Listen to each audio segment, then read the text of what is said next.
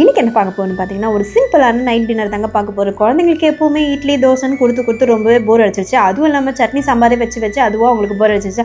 அதனால இன்னைக்கு ஏதாவது வித்தியாசமாக செய்யுமா, அதுவும் ரோட்டு கடையில் இருக்க மாதிரி சால்னா தான் செஞ்சால் இன்னும் நல்லா இருக்கும்னு சொல்லியிருந்தாங்க. சரி நம்ம ஸ்டைலில் ஒரு சால்னாவை ரெடி பண்ணி பார்ப்போமே அப்படின்னு சொல்லிட்டு ஃபர்ஸ்ட் குக்கரை வச்சுட்டு அதில் எண்ணெய் ஊற்றிட்டு அதில் கடுகு போட்டு பட்டை லவங்கம் வெங்காயம் பச்சை மிளகா கருவேப்பிலாம் போட்டு நல்லா ஒரு வதக்கணுங்க. அது நல்லா வதங்கினதுக்கு அப்புறமா இஞ்சி பூண்டு பேஸ்ட்டை போட்டு அது கூடவே கொஞ்சம் தக்காளியும் நல்லா பொடியாக அரிஞ்சு போட்டு கூடவே கொத்தமல்லியை போட்டு நல்லா வதக்கிட்டே இருக்கணும். இது நல்லா வதங்கும் போது நம்ம மசாலாலாம் ஆட் பண்ணிக்கணும். என்னென்ன மசாலான்னு பார்த்தீங்கன்னா மஞ்சத்தூள், மிளகாத்தூள், தனியாத்தூள், அதுக்கப்புறம் பிரியாணி மசாலா கொஞ்சமா போட்டு எல்லாத்தையுமே நல்ல ஒரு கலரிட்டு கொஞ்சமா நம்மளுக்கு தேவையான அளவு தண்ணி ஊற்றணும். அதுக்கு முன்னாடி நம்ம அரைச்சு வச்சிருக்க தேங்காய் பேஸ்ட் தேங்காவையும் சோமையும் போட்டு நல்லா அரைச்சு அதையுமே எடுத்து நான் ஊற்றிக்கிறேன். இந்த தேங்காய் தண்ணி அரைச்சு ஊற்றுனதுக்கு அப்புறமா தண்ணியும் தேவையான அளவு ஊற்றிட்டு அது மூடி போட்டு 3 விசில் விடணுங்க. இது நல்லா உப்புலாம் கரெக்டாக இருக்கான்னு பார்த்துட்டதுக்கு அப்புறம் தான் மூடுறோம். நான் அதுக்கப்புறம் மூடி வச்சேன். ஒரு 3 விசிலுக்கு அப்புறம் ஓப்பன் பண்ணதுக்கு அப்புறம் வேற லெவலில் இருந்தது அந்த குருமா. நம்ம தேவையான அளவு தண்ணியாகவும் இருந்தது. அதனால குழந்தைங்க சப்பாத்திக்கு சூப்பராகவே சாப்பிட்டு பார்த்தாங்க.